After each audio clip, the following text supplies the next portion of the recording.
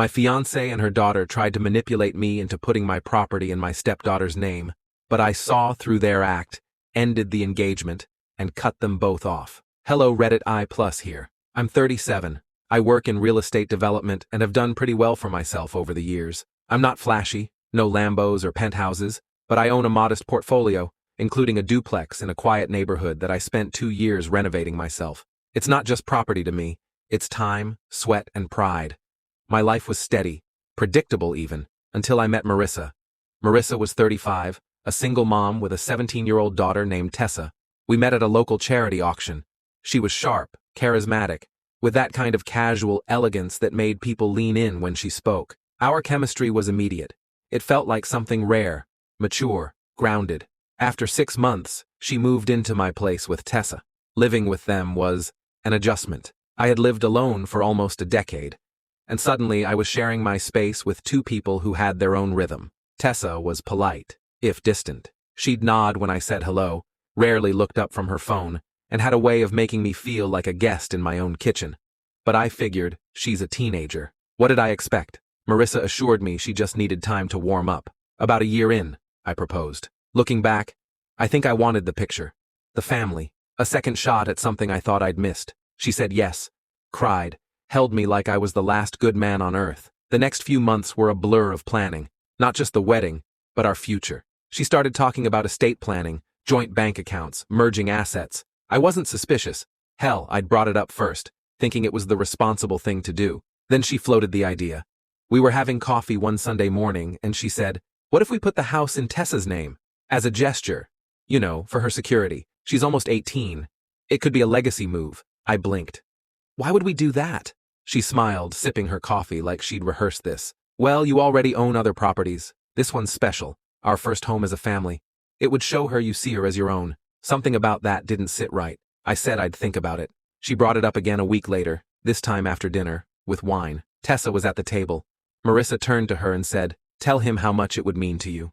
Tessa looked up, blank-faced. "It would make me feel safe, like I belong." It was flat, like she didn't care at all but was reading lines. I noticed her mom gave her the tiniest nod, like a cue. I told them both I'd consider it but needed legal advice. Marissa tried to smile through it, but I saw it. The flicker of annoyance. So I called my lawyer. He practically laughed. "Putting your house in the name of a non-adopted stepchild before marriage? That's not estate planning. That's a transfer of wealth. Once it's done, it's hers. You'd have no legal right to reverse it." I started noticing things after that. Marissa had slowly gotten rid of anything that made the place feel like mine. Replaced furniture, painted walls, donated some of my older stuff to make room. When I brought it up, she played it off like she was just nesting, making it ours. But the weirdest thing happened 2 weeks later. I was cleaning out the garage when I found a crumpled copy of a printed email in the trash bin under Tessa's old school trophies. It was from Marissa to someone named D, probably her sister. It read, "He's almost there. The property's the last thing. Once that's in Tessa's name, I'm covered either way. And if he pulls out, we've still got enough to negotiate something in the split. I'm not walking away empty-handed this time." My mouth went dry. I took a photo of the email, sat on it, waited, and then I acted. The next morning, I asked them both to sit down. Marissa was scrolling through Pinterest. Tessa was on TikTok. I asked directly, "Do you love me or the house?" They both looked up, confused, caught. "What kind of question is that?" Marissa asked. I pulled up the photo of the email, set it on the table. She stared at it, then back at me. "You went through my stuff? That's your defense?" Silence. Tessa looked between us and said, "So, is the wedding off?" No emotion. Not a flicker of embarrassment or concern, just logistics. That was it. I told them both to leave, gave them 3 days to pack, called off the wedding, changed the locks. I felt like a fool, but also like I dodged a bullet at the last second. A week after they left, I got a call from a mutual friend. Marissa had already moved in with another guy, a divorcee with a vacation cabin and no kids. Apparently, she told him her ex was abusive and controlling. I didn't even care to correct the record. You want to know the worst part? I really was starting to see Tessa like a daughter. I drove her to her driving test, took her to college tours, talked her through a breakup. I thought I was building something real. I thought they saw me as more than a mark, but people tell you who they are. The problem is, we're often too desperate for connection to listen. That house? It's still mine, and every now and then I stand in the living room and imagine how close I came to losing it, to giving away part of myself just to be accepted, but not anymore. Now I listen.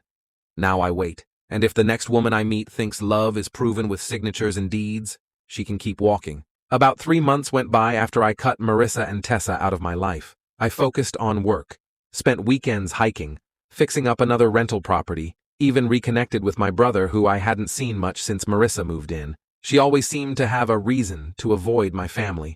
Funny how that makes sense in hindsight, but I'd be lying if I said it didn't still hurt. Not just the betrayal, but the gaslighting, the feeling that, for almost 2 years, I was a placeholder in someone else's long-term strategy, that I was never truly seen, just used. I found myself thinking about Tessa more than I expected, not out of longing, but confusion. She wasn't just complicit, she had been trained, coached. That robotic way she spoke when asking about the house, it was rehearsed. That's what hit me hardest, how comfortable they both were playing a role. Then, out of nowhere, I got an email. It was from Tessa. Just a subject line. I'm sorry. I almost deleted it, but something stopped me. Maybe I needed closure. Maybe I wanted confirmation that I hadn't imagined all of it. Here's what she wrote, word for word. You didn't deserve what we did to you. I don't expect forgiveness, but you should know, Mom's done this before. I only recently found out. You're not the first man she's tried this with. The only difference was she really thought it would work this time. I didn't want to go along with it, but I didn't have a choice. We've been broke for years. I watched her do things I didn't understand until I was old enough to put the pieces together. There was another man in Phoenix. Same setup. She left him after the deed transfer. He went bankrupt 6 months later. She told me we were building a future, that it would be ours, but it never really was mine, was it? I'm sorry. I hope you're okay. I didn't know how to stop it. I sat with that for a long time. Reread it probably 10 times. She wasn't apologizing because she wanted back in. She was trying to unchain herself from it. I could feel that in her words. It didn't excuse what she did, but it made me realize she wasn't the architect. She was another tool. I didn't respond. I didn't need to. But I printed it out, folded it, and put it in a folder I keep labeled reminders, not of pain, but of boundaries. Because when you're someone who builds things, it's easy to think you can fix people too. That with enough love, patience, or structure, broken things become whole again. But people aren't drywall or plumbing.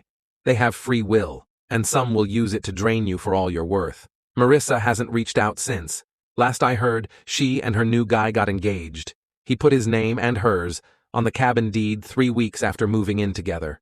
I didn't warn him. I thought about it, even drafted a message. But in the end, people have to learn on their own. I just hope he figures it out before the ink dries. As for me, I'm good.